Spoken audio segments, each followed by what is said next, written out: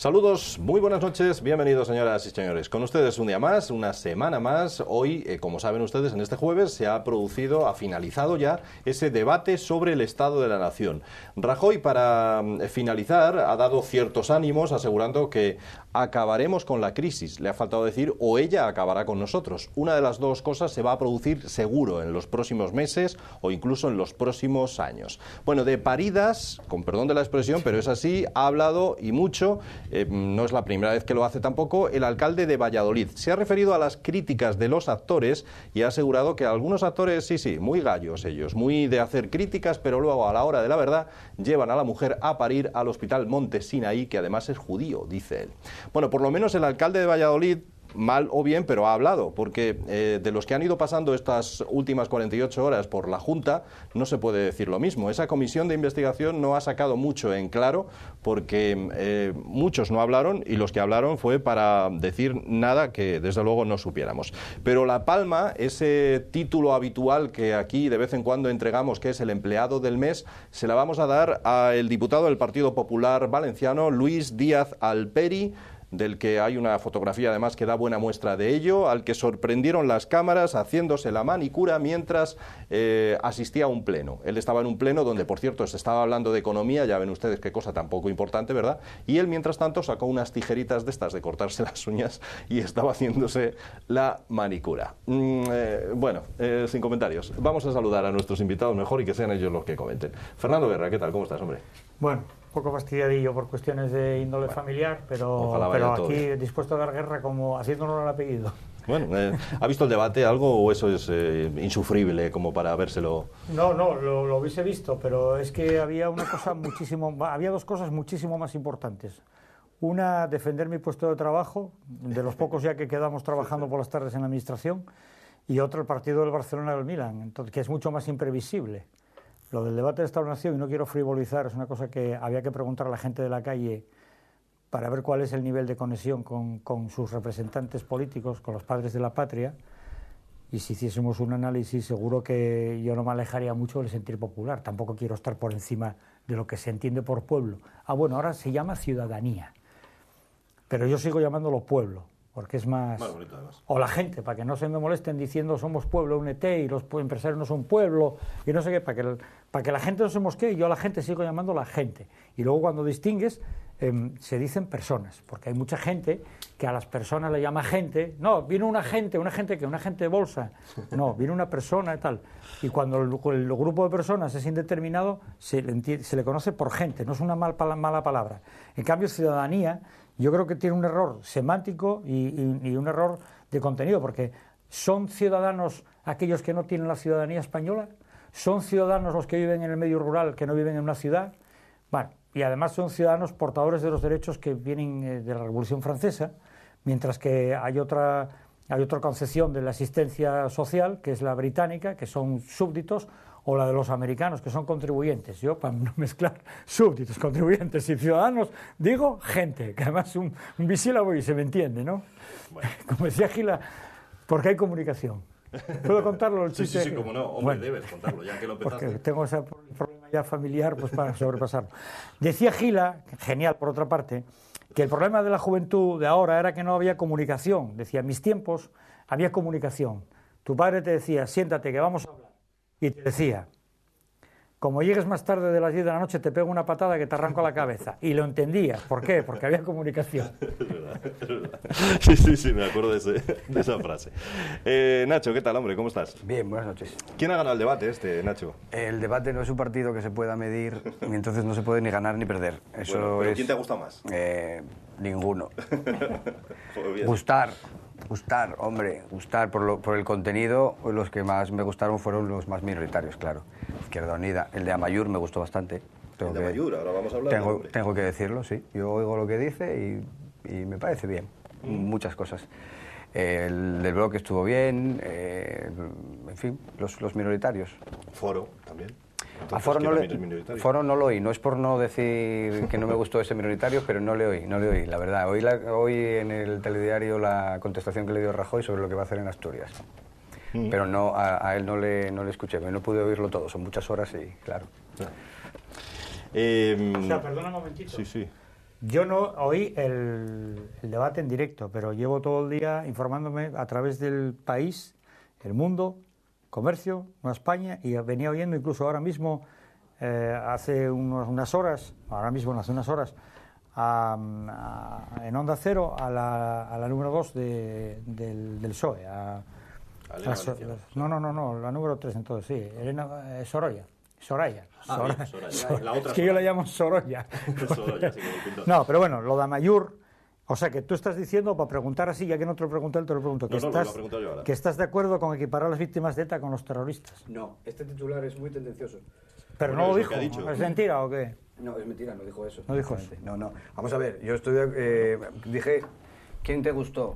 No que suscriba todo lo que haya dicho. Yo no soy nada... Me pregunto si te gustó eso. Sí, no soy nada nacionalista y en ese sentido no estoy nada de acuerdo con pero aunque lo fueses, porque fuese nacionalista, pero no equiparar a los terroristas... Por todo lo que hablo en el sentido de reivindicación del nacionalismo, pues yo no estoy de acuerdo con esos aspectos. Y tampoco estoy de acuerdo con que sea toda la violencia igual, pero sí es verdad que el Estado no está libre de pecado al respecto de tratar el problema en el País Vasco, los problemas en el País Vasco con democracia e igualdad. Eso es una vergüenza lo que está pasando en España al respecto de eso. Leo lo que ha dicho. Ha dicho, el diputado de Amaiur, que es Iker Urbina, ha equiparado a las víctimas mortales de ETA con terroristas fallecidos y con los cientos de personas, esto está entrecomillado, cientos de personas que han sido torturadas en comisaría. Y expresamente ha citado al ex dirigente socialista Fernando Buesa, para después citar también a Jonanza o José Arregui.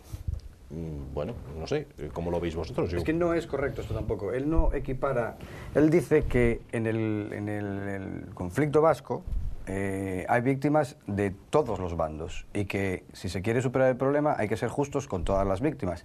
Y que no son solo víctimas las víctimas de ETA, sino que también hay víctimas de la represión por parte del Estado, muy injustas, y que también eso hay que ponerlo sobre la mesa a la vez. ¿Y tú estás todo a la vez? Con eso? Yo estoy de acuerdo en que eso es verdad. Pues yo ya no tengo nada que decir, que te califiques tú mismo delante de los espectadores con esas declaraciones. Pero eso no es defender el terrorismo. No, pues entonces es cogérsela con papel de fumar. No. Porque aquí lo que está claro es que alguien ya tiene que decir de una vez... terribles. Sí. Ya lo sabía yo. Es que estamos hablando con el mayor bien que existe, que es el de la vida. No se puede... Entonces, cuando ya llegas a tocar el de la vida, porque estamos hablando de la crisis de la dación en pago, del Barcelona, de florituras, de tonterías. Pero cuando te matan a un ¿Y si fueras amigo, el padre o el hijo de Lasa y Zabala también te parecería? No, dije la vida como va, todavía no cité a nadie, nada más que dije que si te quitan la vida... Dije, para que te bueno, yo digo en general que si te quitan la vida, quien quiera que sea, pegándote un tiro en la cabeza por la calle sin juicio previo, ya estoy en contra de la pena de muerte, incluso detrás de un juicio justo,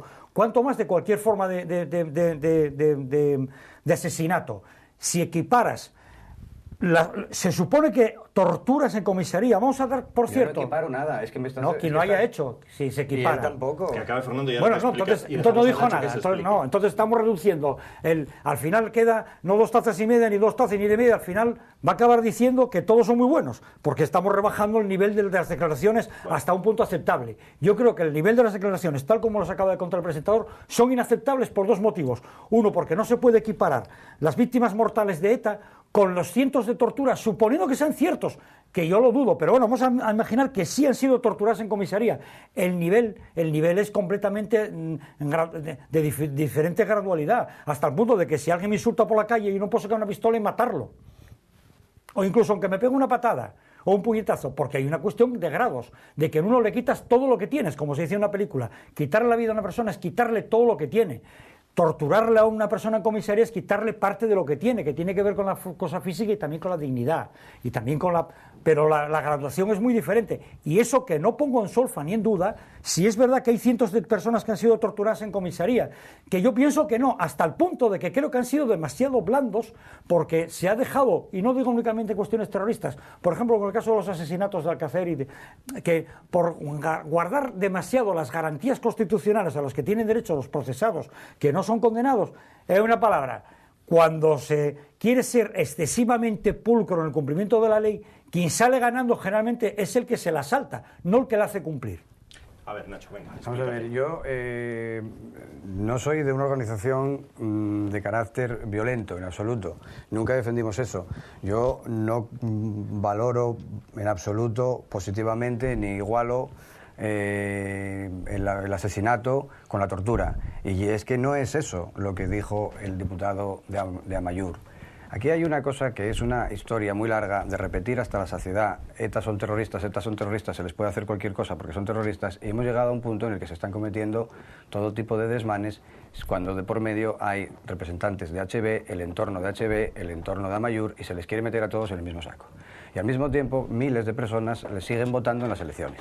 Hasta que no reconozcamos que tienen la legitimidad democrática que tiene cualquier partido, pues entonces no podemos hablar con tranquilidad de esas cosas. Fíjate lo que acabo de decir yo, que me gustaron algunas de las cosas que dijo el de Amaiur, y ya se genera aquí que te califiquen los espectadores. O sea, unas cosas un poco fuertes. ¿Yo qué dije? No dije nada todavía. Vamos a ver.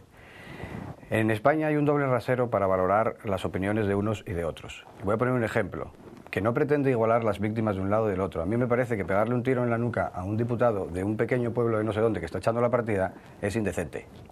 Pero me parece que detener a unas personas acusadas de pertenecer a una organización terrorista, sin saber si lo son o no, en algunos casos se supo después que no, y matarlas, pues me parece igual de mal, igual de indecente, exactamente igual de indecente. Otra cosa es el número, evidentemente. ¿Te refieres? La policía cogió a Lasa y Zabala, aparecieron muertos por ahí, se intentaron deshacer del cuerpo. ¿Eso es así o no es así? Bien. Y después voy a poner un ejemplo muy sencillo. En España hay un doble rasero con respecto a la ley. Una persona que diga que unos muertos fallecidos de ETA son grandes militantes por la libertad del pueblo vasco, eso es un delito y puede ir a la cárcel por decir eso. Bien. Enaltecimiento del terrorismo. Enaltecimiento del terrorismo, un delito muy malo. Pero una persona que diga que los militares españoles que están en la operación de invadir un país como es Irak, al margen de la legislación internacional, apoyando la política asesina y terrorista de Estados Unidos, que diga lo mismo, que esos militares luchan por la libertad y la democracia, pues ese señor no le pasa lo mismo. Y a mí me parecen dos opiniones igualmente discutibles, al menos discutibles. No defiendo que se meta en la cárcel al obispo Rocco Varela por decir eso. Defiendo que no se meta en la cárcel a nadie por decir cosas que puedan ser burradas. A uno le parecerán burradas esas y a otros le parecerán burradas otras. Si vivimos en un país donde se pueda hablar libremente, pues tenemos que ser conscientes que a veces las cosas que dice la gente pues pueden ser un poco fuertes, nada más. Pero no se puede meter en la cárcel a nadie por opinar, aunque la opinión sea una burrada. No, pero es que es una inducción para crear un crimen. No es lo mismo opinar que inducir a un grupo juvenil.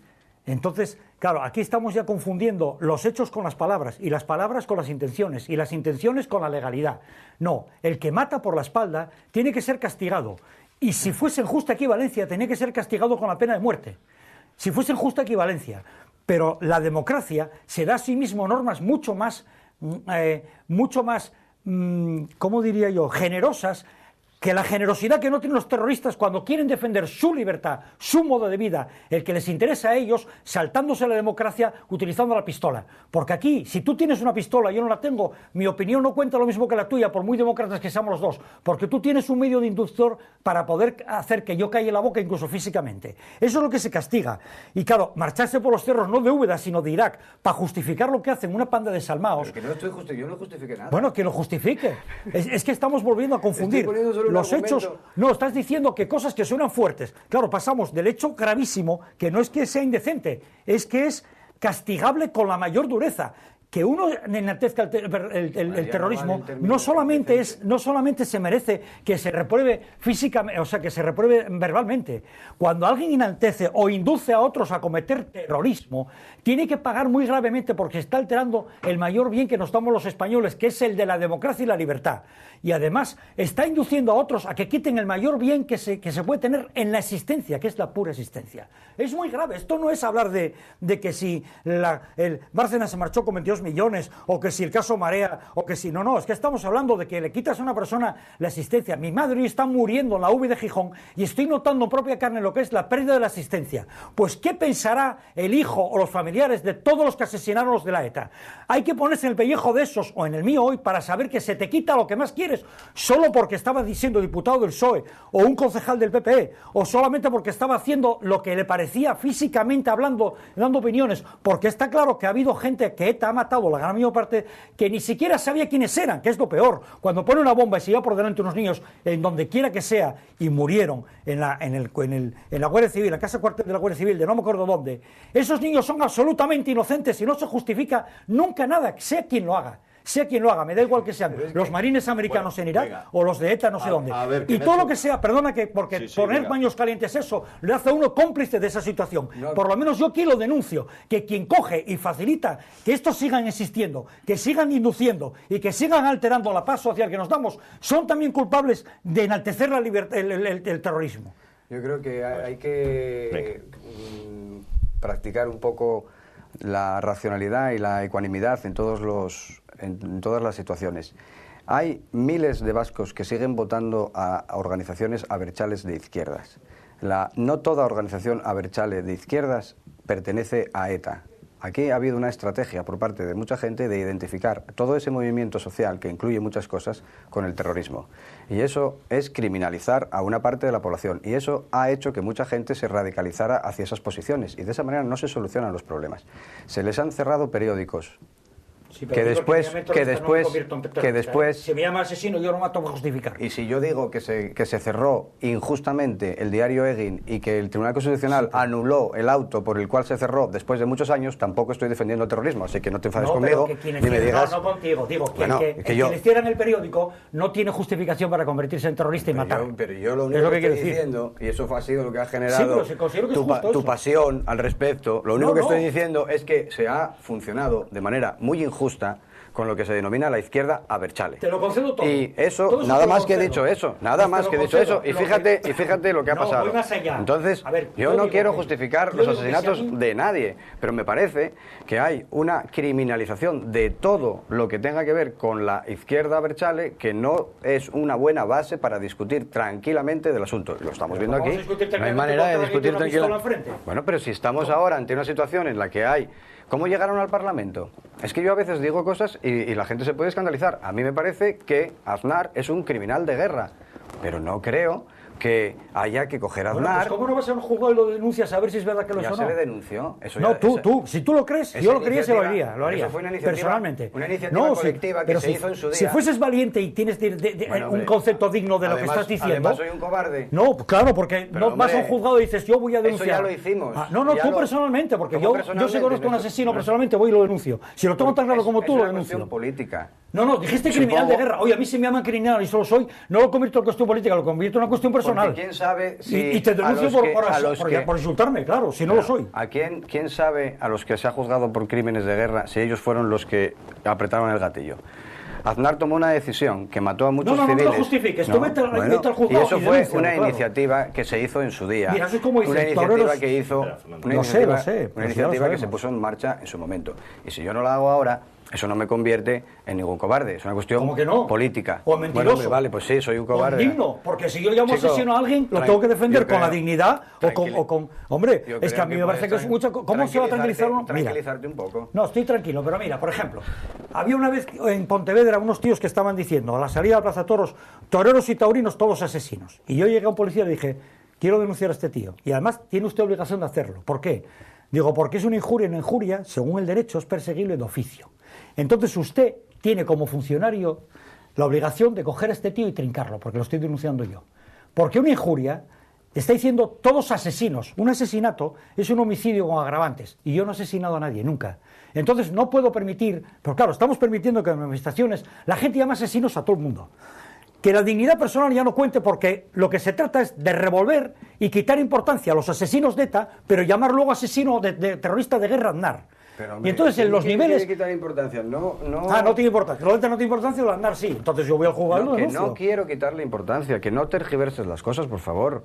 Aparte de... No, si yo hablo muy claro, nunca tergiverso nada. Pero estás tergiversando lo que si tú dijiste bien claro en esta... Hombre, está grabado. Sí, Aznar es un terrorista de guerra. Pues si yo lo creyese de verdad... Además hay que tener memoria. He dicho criminal de guerra. Criminal. Y es un término que se usó en su día y se hizo una iniciativa política al respecto. Nada más. Pero si tú lo crees, no tiene ninguna ninguna trascendencia. Ah, bueno, no tiene para ti no, para andar seguramente ninguna trascendencia ahora para que te exaltes tanto. Porque estamos insultando a la gente con una gratuidad increíble. Eso no es un insulto. ¿Cómo que no? Llamar a criminal de guerra a alguien, insultar a la gente es si no decir, es insultar a la gente es decir que ante el escándalo de la corrupción de la financiación del Partido Popular, el señor Rajoy va a sacar su declaración de la renta. Eso sí que es insultar a la gente. No me cambies con Rajoy.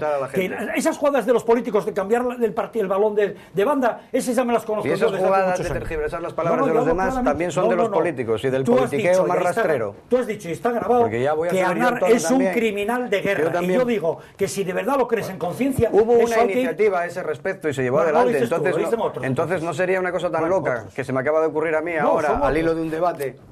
Pero si el problema no está en que lo digas tú. Como está siendo este. No, es que, claro, estamos hablando de que ETA no son terroristas, de que Aznar es un criminal de guerra. Empezamos bien ya. Pero ¿quién dijo que ETA no fueran terroristas? Es que es otra vez la manipulación de las palabras que acabo de decir. Y otra vez lo mismo. Es que, vamos a ver, ¿podemos hablar tranquilamente sin tergiversar las palabras o no? Hombre, tranquilamente. Si a mí me llamas asesino, yo no hablo tranquilamente. Yo te y si a un amigo mío le dices que no te he llamado asesino. Y si a la ETA dices que no son terroristas, yo no me puedo quedar tan tranquilo, yo por lo menos. Pero yo no he dicho eso. Yo no he dicho eso. Me lo estás atribuyendo sin haberlo dicho yo. Bueno, solo he dicho que Aznar es un criminal de guerra, ¿no lo crees tú? Contesta sí o no, sé valiente, sí, yo creo, que sí, ¿no? Y que en ese momento tomamos esa iniciativa por lo que hizo con Irak. Y el tiempo demostró que todo lo que había dicho eran mentiras y que colaboró en una operación que era todo mentira. Yo no soy del PP y soy anti-Aznar, pero claro, no me atrevo a decir que más criminal de guerra fue Carrillo, por ejemplo, asesino de guerra. ¿No te atreves a decirlo? Sí lo digo, claro que sí. Pues vete denuncia para que os dejara, los tengo denunciado con unos compañeros, hace tiempo ya. Personalmente, con mi nombre, apellidos y DNI. Vuelve a hacerlo, ¿y a dónde fue la denuncia? En la ley de la memoria histórica, a la papelera, claro. Porque el primero que dijo que la ley de la memoria histórica que había que pasar de ella era Carrillo, porque yo no maté a nadie, pero él sí. Claro. Eso, hombre, eso no lo sabe. Bueno, no vayamos. No, aquí lo digo en la tele. Eso no lo sabe. Claramente lo digo. Nos extendemos. Hombre, no, faltan 50.000 testigos. Fue el primero que dijo, no, la ley de la memoria histórica, lo pasado, porque está vivo. Bueno, ya no está vivo.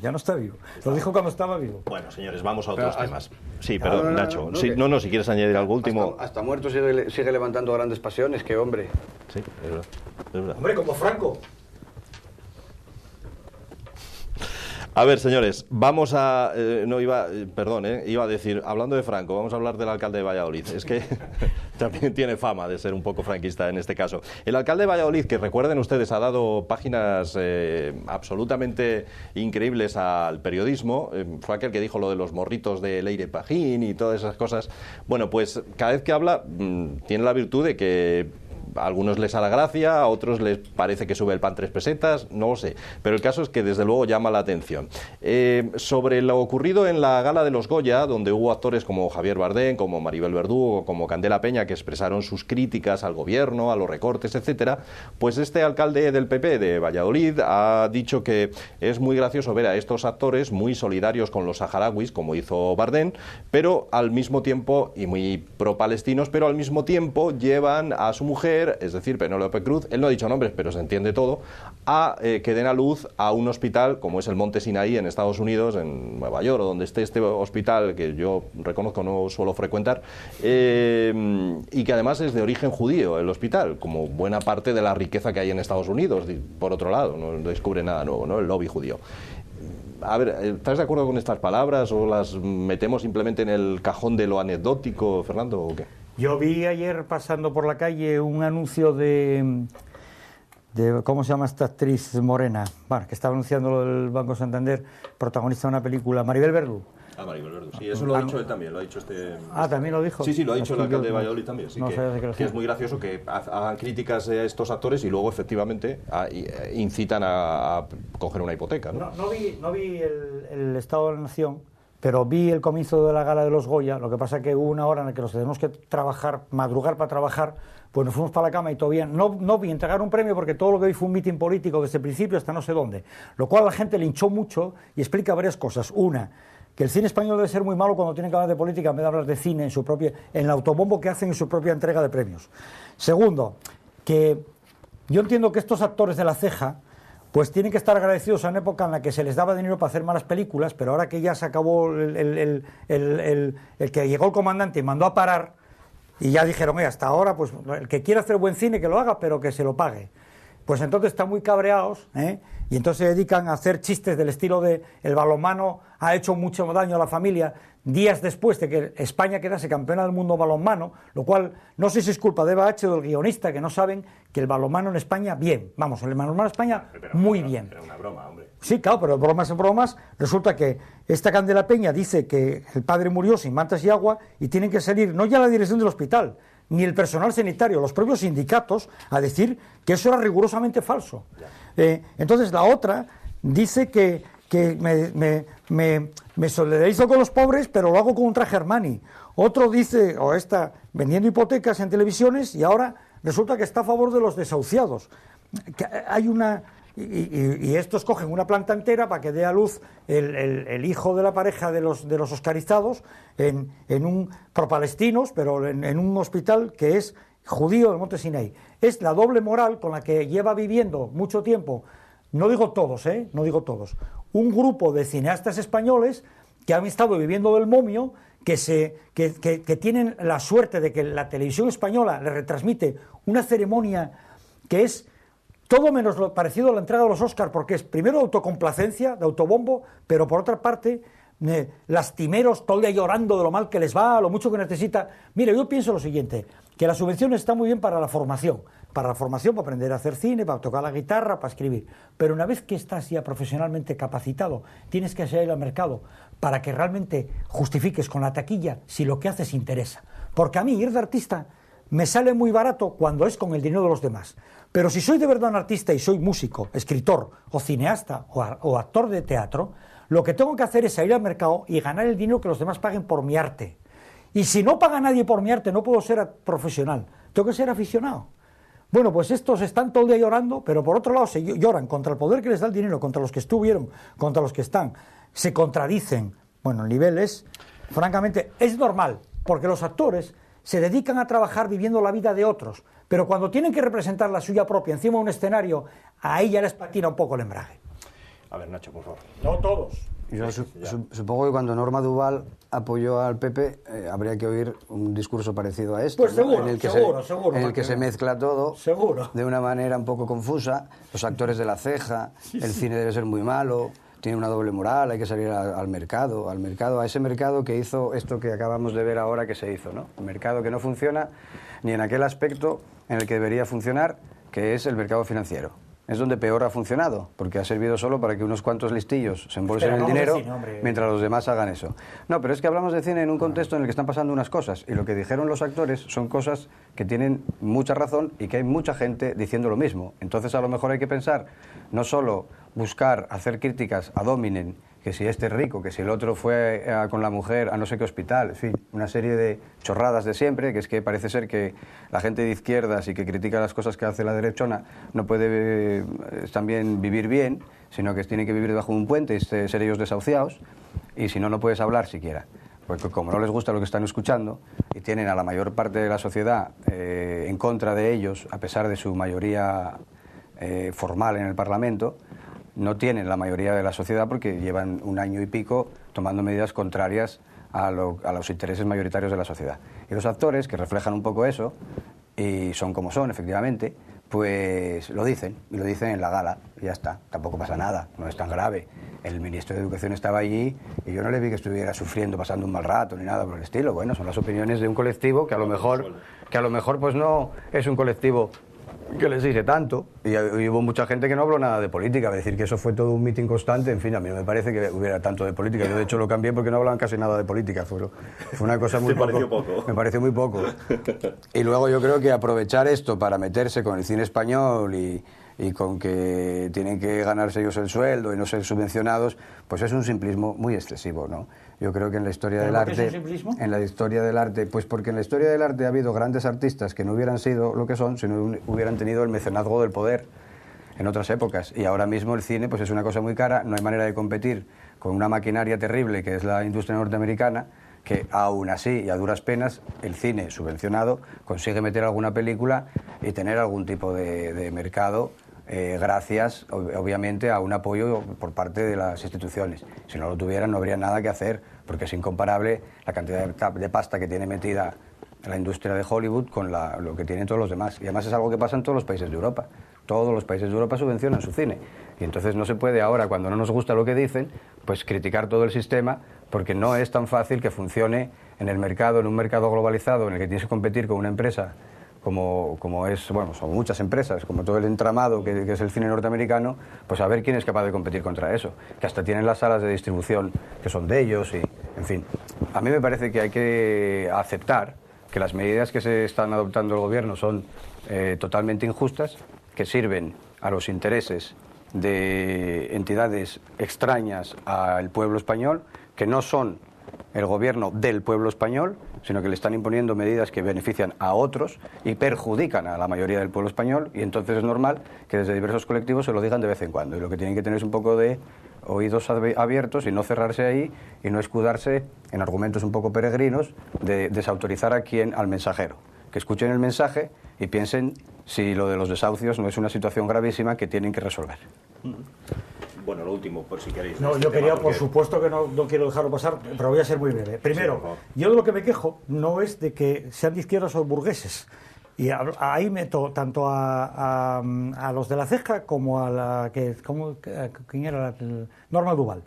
Yo lo que me quejo es que los que tienen una doble cara, que por un lado sacan un discurso populista de izquierdas que llega muy bien a la gente que tiene problemas, pero por otro lado tiene un comportamiento absolutamente pequeño burgués o gran burgués, pero claro, por sus actos los conoceréis, que es muy poco ejemplarizante, por eso no conectan con la gente. Pero por otro lado, el cine es malo, precisamente el cine español y el cine europeo, precisamente es malo por estar tan tutelado por los poderes públicos que son cambiantes, y precisamente es tan bueno el americano porque compite, porque entra en competencia con valores exclusivamente artísticos. Lo bueno se vende, el buen paño en el arca se vende, y lo malo, así lo anuncies 100 veces, no lo quiere nadie. Los Rolls Royce no necesitan publicidad, porque ya se sabe que son buenos coches. Se tiene publicidad de los peores coches, porque es lo que tienen que lustrar mucho para que tenga salida, porque si no, por sí mismos no tienen calidad. Pero es que además tiene un problema grave en la cuestión del arte subvencionado, y es que se convierte en ovejas del pesebre público, que está además al socaire de los cambios de poder continuos. Entonces, pierde independencia. Si no tienes independencia y no tienes autonomía, no eres creativo. Si no eres creativo, no eres creíble. Si no eres creíble, no entras en el mercado y no vendes. Y si no vendes, no gusta, estás siempre pendiente de la subvención. Ese es el problema, que yo no soy precisamente de los de Norma Duval ni su partido. Soy de los que piensa que el arte, como cualquier actividad humana, tiene que funcionar en absoluta libertad. Y cuanto menos deba al poder público, mejor se va a expresar. Entre otras cosas, porque ¿dónde está la pretendida rebelión que siempre se adjudicó a los artistas en contra de la sociedad legítimamente establecida? Pero bueno, no me quiero, porque prometí que no me extendía. A mí me parece un poco contradictorio criticar al gobierno con el ministro que da las subvenciones ahí delante y ser al mismo tiempo pesebrista. Eso es contradictorio. Si fueran tan pesebristas, pues le habrían dorado la píldora a Ignacio Wert y le habrían hecho la pelota al gobierno actual. Entonces, eso es contradictorio, no se pueden decir las dos cosas a la vez. Bueno, señores, nos vamos a hacer una mínima pausa y a la vuelta hablamos de otros asuntos que hay muchos y de interés, y además muchos de ellos relacionados con Asturias, cómo no. Hasta ahora mismo.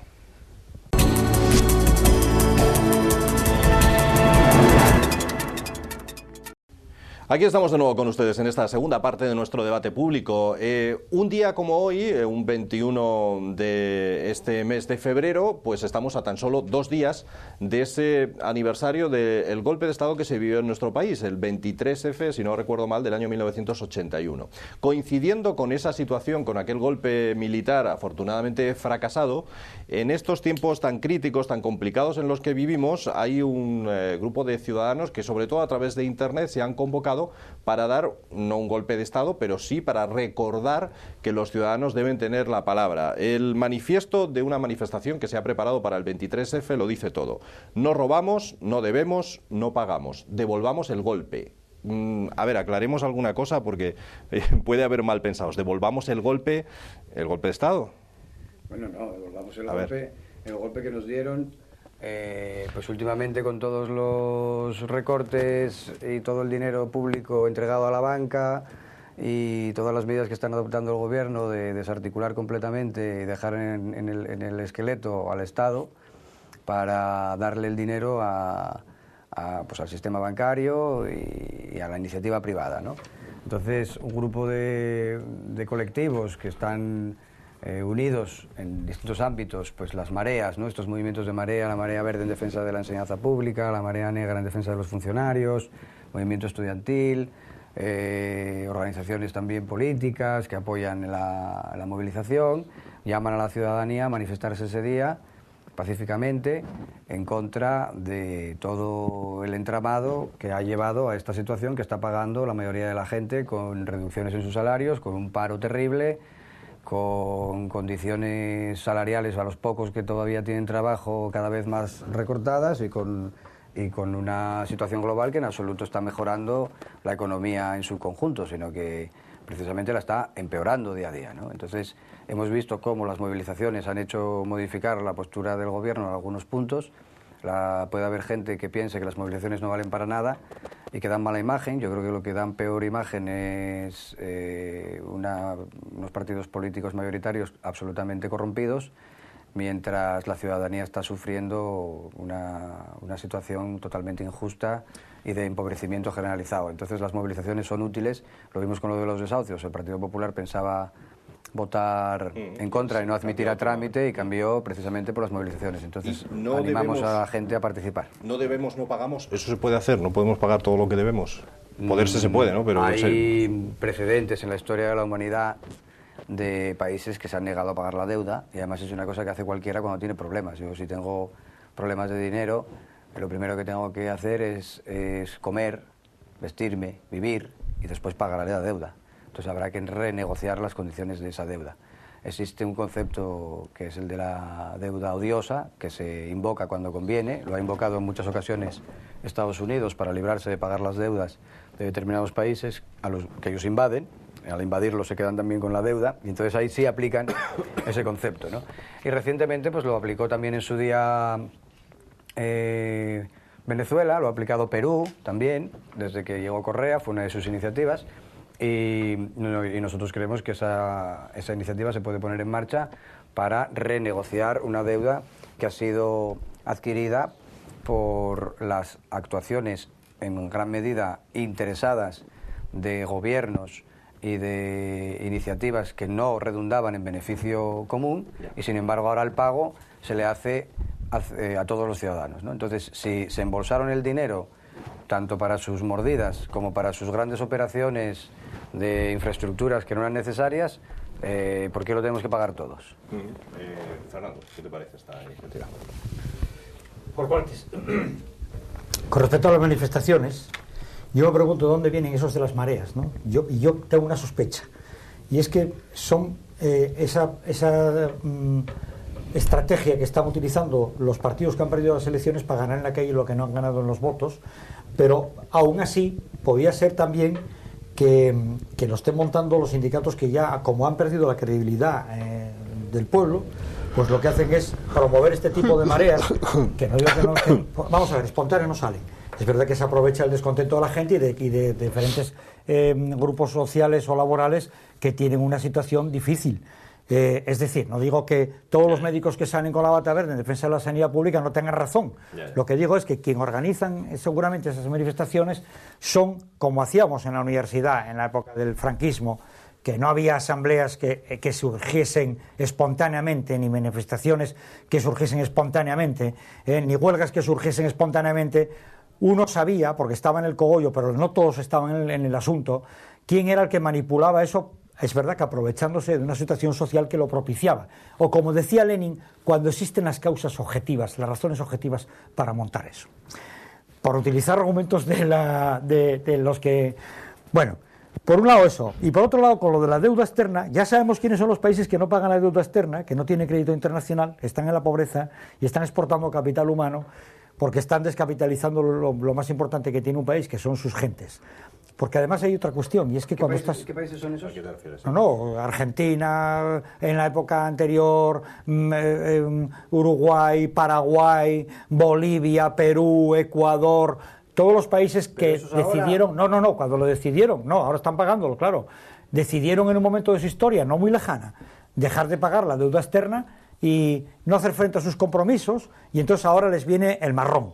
Claro, lo de lo que hacen estos tipos de presidentes populistas gusta mucho a los que no saben un poco de economía, porque a cualquier peruano o a cualquier portugués o a cualquier español nos gusta que nos digan que los grandes grupos internacionales económicos, las multinacionales, meten la zarpa en tu país, lo están descapitalizando y tal, y entonces nacionalizarlo o no pagar la deuda externa te convierte en más libre aparentemente y en más autónomo en tu país. Pero a la larga, como todo está muy interrelacionado, hay una globalización económica grande, como los contratos internacionales los exigen los poderosos cumplirlos, los débiles no tienen más que remedio que cumplirlos, quieran o no lo quieran, porque no hay una escapatoria, no es cuestión de decir yo ahora ya no pago la deuda y me quedo tan pancho, no. Como decía el Tenorio, no hay plazo que no se cumpla ni deuda que no se pague. Y si no lo quieren hacer por la vía de la taza, lo van a tener que hacer por la vía de la taza y media. Es una pena porque estoy de acuerdo contigo en que en muchos casos lo que se hace es intentar parar el golpe de una situación de vendepatrias que han tenido muchos de esos gobernantes. Pero los gobernantes, o bien de derechas, yo creo que está superado ya el concepto de derecha e izquierda en este campo, porque vendepatria se puede ser de las dos partes. Se puede ser por hacer caso a los grandes intereses multinacionales de Estados Unidos o sus aliados, o también por un populismo exacerbado de tipo matón, de tipo mafioso, como puede ser el caso de Venezuela. De Venezuela o de Cuba, yo creo que hay algunos países que van llevando el mismo camino. Menos mal que, por ejemplo, Brasil, que enderezó la senda que parecía que iba por ahí, ha corregido a tiempo y yo creo que va por el camino adecuado. Bueno, es que, en primer lugar, desautorizar las posiciones de los demás diciendo que no saben de economía sencillamente porque no son las posiciones de uno, a mí no me parece muy adecuado en un debate de este tipo. Pero en fin, todos los gobiernos que no hacen lo que manda Estados Unidos se les pone el mismo calificativo de populismo. Pero claro, no tiene nada que ver Venezuela con Cuba, con Perú o con Argentina. Precisamente estos son cuatro casos completamente diferentes unos de otros. Pero vamos a centrarnos en el caso de Perú. En el caso de Perú, dedicaban a pagar la deuda externa prácticamente el 70% de su Producto Interior Bruto. Cuando llegó el presidente Correa, hizo aplicación del concepto de deuda odiosa que no se iba a pagar, la deuda que quedaba lícita. ¿Quién llama odiosa? Claro. El acreedor no lo llama odiosa, claro. Una comisión si me debe dinero a mí alguien no lo llamo odioso. Una comisión que había demostrado que los créditos se habían usado para los intereses de la corrupción del lenguaje, para los intereses de una clase poderosa del Perú y no para la mayoría de Ecuador y no para la mayoría de su población. Eso así fue renegociada y se empezó a usar la mayor parte del PIB para las tareas que eran urgentes de desarrollar en Ecuador, que era la sanidad y la educación, y solo el 20% a pagar la deuda. Eso fue lo que se hizo. Y entonces, desde entonces, Ecuador está avanzando de una manera sostenible, mejorando todos sus índices de alfabetismo, de atención social, de esperanza de vida, etcétera. Eso se le llama populismo. A eso se le llama populismo. Porque los ecuatorianos me dicen eso cuando podríamos hablar de Guatemala, que es un país que sigue gobernado por la extrema derecha, en el que no se está renegociando la deuda y los índices de vida de la gente siguen siendo igual que hace 40 años. Pero ahí no hay, y ese gobierno no se le llama populista. A ese gobierno no se le llama populista. ¿Por qué? Porque es un gobierno títere de Estados Unidos y sigue jugando a los mismos intereses. Bueno, de los países bananeros no hablamos de los serios. Con respecto a la situación de la movilización del sábado a las 6 de la tarde, que parte de la Plaza de América, por cierto, que no sé si lo habíamos comentado. No lo habíamos dicho, pero hay que indicarlo bien. Esa movilización que no surgen espontáneamente, efectivamente, no surgen espontáneamente, sin un Partido Popular que llega al poder mintiendo a toda la población para luego incumplir sistemáticamente todo su programa. Sabíamos perfectamente lo que iban a hacer porque era lo que no, a la gente son listos, cuando ganan el PP son tontos. A la gente la engañaron en este caso más que en otras ocasiones. Estás diciendo que cuando gana un partido los votantes son listos, cuando gana otro partido los votantes son tontos. Cuando se ataca al PSOE, yo pienso que son tontos todos, que coste. Cuando se ataca al PSOE, también en Venezuela ganó Chávez y sin embargo se sigue diciendo lo mismo y ganó más elecciones que ningún otro presidente. Está más legitimado democráticamente Chávez que ningún presidente de Europa y sin embargo se sigue diciendo lo mismo, que es un matón y cosas por el estilo. Si no hubiera mentido de esa manera descarada y luego practicado una política completamente contraria a los intereses de la mayoría, no se estarían dando estas movilizaciones. Pero estas movilizaciones precisamente surgen así porque las grandes organizaciones sindicales, a las que se mete siempre todas en el mismo saco, es como si fuera, por una parte existe el PP y por otra parte una unidad de destino en lo universal, que es todo lo demás, que son todos los partidos políticos, todos los sindicatos y todo. Claro, esto no tiene ni pies ni cabeza. Espera, es lo mismo que lo que se dijo cuando las movilizaciones que se hicieron antes de... Es que en el Congreso es el PP contra todos los demás. Ya, por algo será. En las movilizaciones que se hicieron delante de la sede del PP antes de las elecciones en las que ganó Zapatero, se decía que las había montado Rubalcaba. Pero yo estuve allí y no había nadie del PSOE concentrado delante de esos sitios. Y yo, pues en Gijón yo vi diputados del PSOE, yo vi concejales del PSOE. Yo no soy sospechoso de ese del PSOE. No, yo te digo el nombre. Entonces, Iván Albert Raja estaba allí delante del PP. Pues, ya dijo nombres, para que veas que yo digo nombres concretos. No, pero es que yo no los vi, no puedo decir nombres concretos porque no los vi en Oviedo, y yo sí estuve. Yo Gijón sí. Estas movilizaciones surgen precisamente del malestar que hay en la sociedad y de que los sindicatos tienen sus propias dinámicas, pero lo primero que yo quiero decir es que no son todos iguales. Porque claro, Corriente Sindical de Izquierdas no es lo mismo que Comisiones Obreras, y Comisiones Obreras no es lo mismo que UGT. UGT y el PSOE sí tienen más cosas en común, seguramente, pero no se puede meter a todo el mundo en el mismo saco. Un sindicato que tiene 1.200.000 afiliados, pues no se mueve tan rápidamente como un colectivo de afectados de un centro de trabajo, que son estas movilizaciones que tienen un grado de espontaneidad mayor. Espontáneo, efectivamente no hay nada. Pero no está detrás una mano oscura, está detrás un sindicato. No está detrás unos ciudadanos organizados, que hay movilizaciones que los sindicatos no siempre suscriben y precisamente se suman partes de esos sindicatos. Yo soy de Comisiones Obreras y me sumo a esta movilización, pero mi sindicato no es quien promueve esto, ni muchísimo menos. Ni muchísimo menos. No, en absoluto.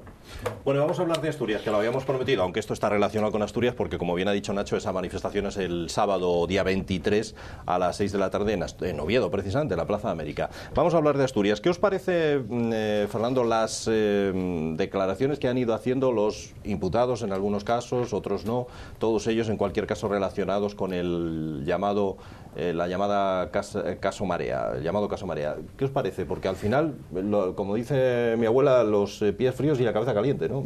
Otra cosa. Es que a mí ya me da tanta pereza todo esto de la corrupción, porque es el pan nuestro de cada día, tal. Vamos, pereza, no lo quiero decir frívolamente, me preocupa mucho, porque claro, ¿qué va a decir Areces? O sea, cada palo que aguante su vela. Cuando se tienen tareas de responsabilidad política, se responde políticamente de lo que haces tú y los que tú nombraste.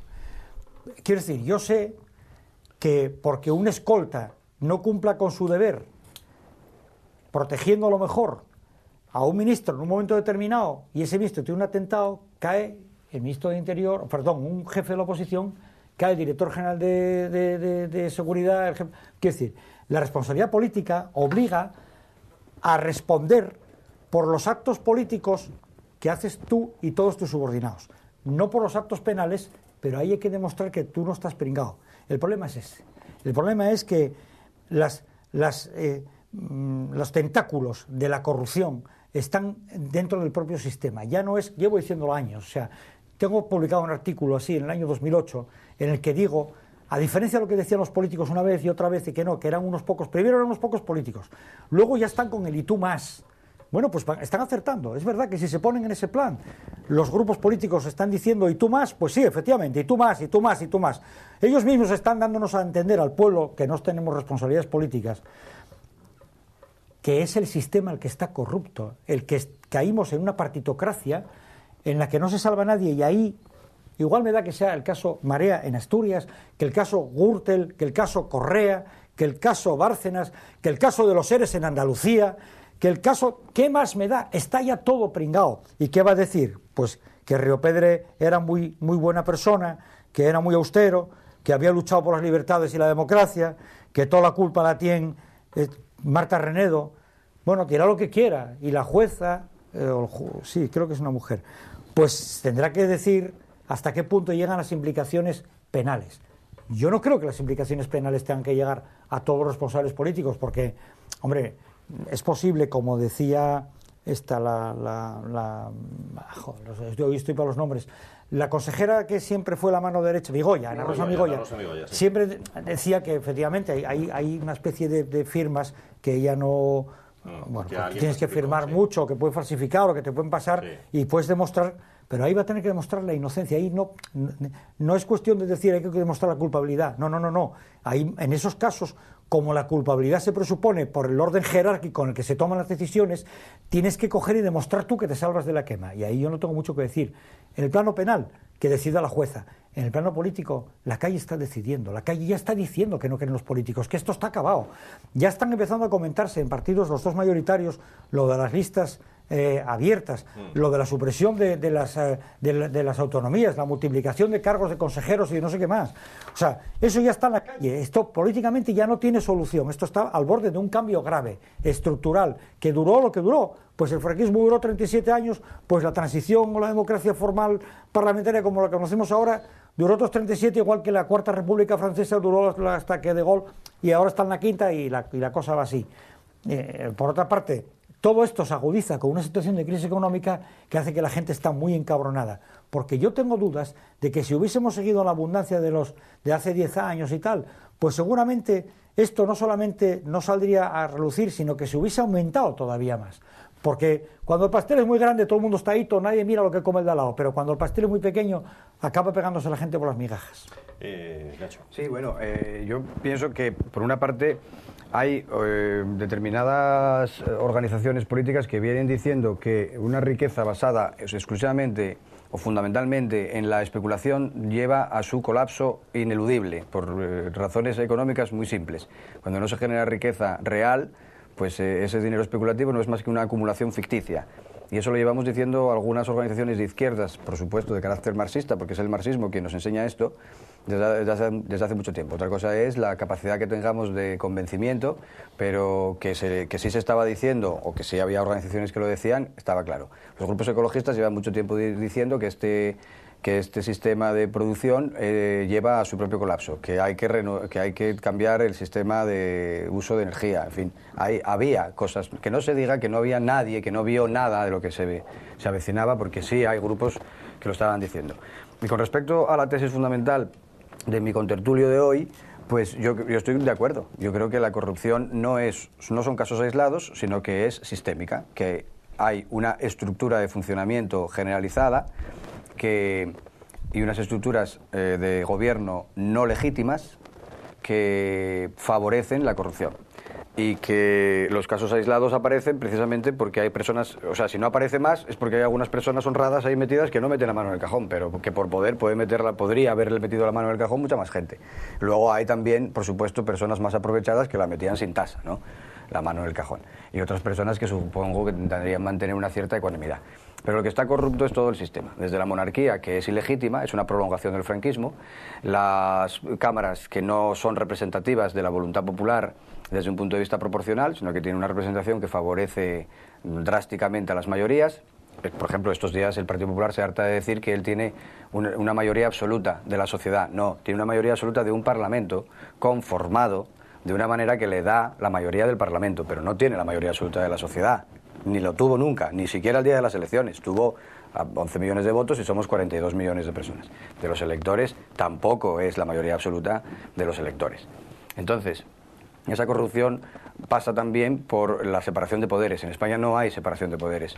En España está completamente viciada de esa mayoría todos los demás poderes. Y con respecto a lo que era la pregunta inicial, ¿no?, que era el caso Marea, a mí me parece que no podemos opinar del caso concreto. Y de hecho, yo creo que hay mucha gente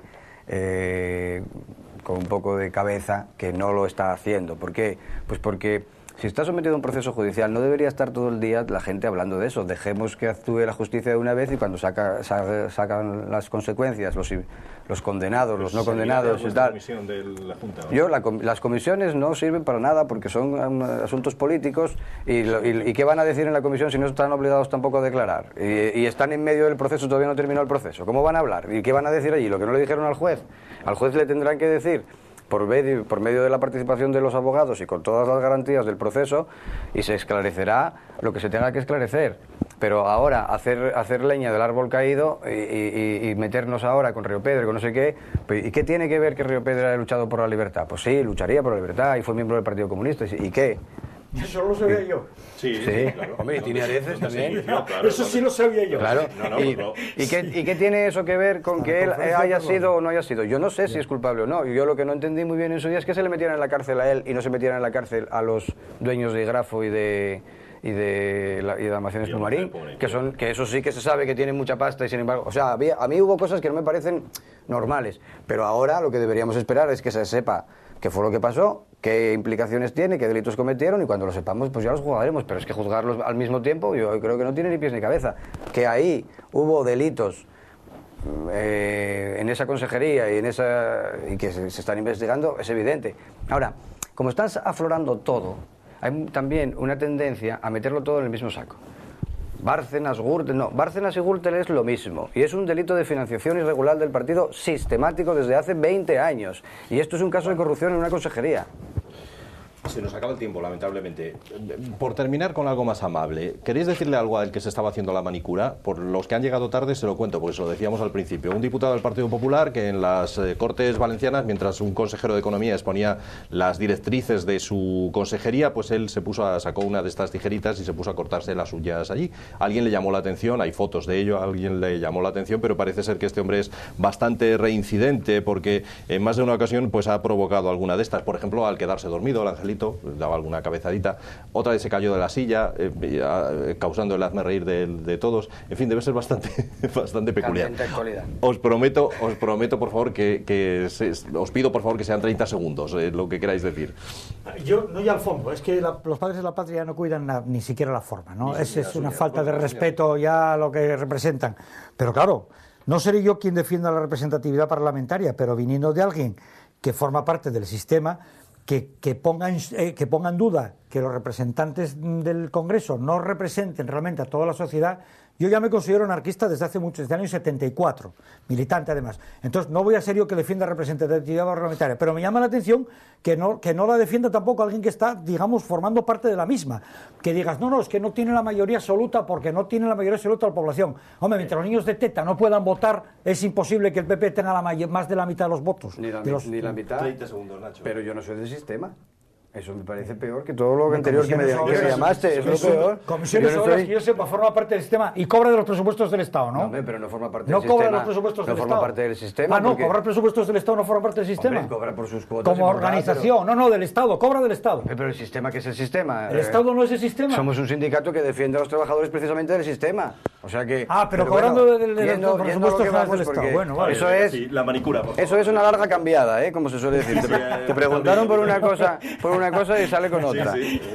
Yo creo que mientras se esté cortando las uñas, pues no se están drogando ni robando. O sea, que mucho mejor que se corten las uñas. Era del PP, ¿no sabías que era del PP? Así no está metiendo la mano en el cajón. Eso es verdad. Bueno, señores, que nos vamos. Un placer acompañarles, como siempre, en esta velada. Volvemos la semana que viene con nuevos invitados y nuevos temas, nuevos debates. Hasta la semana que viene.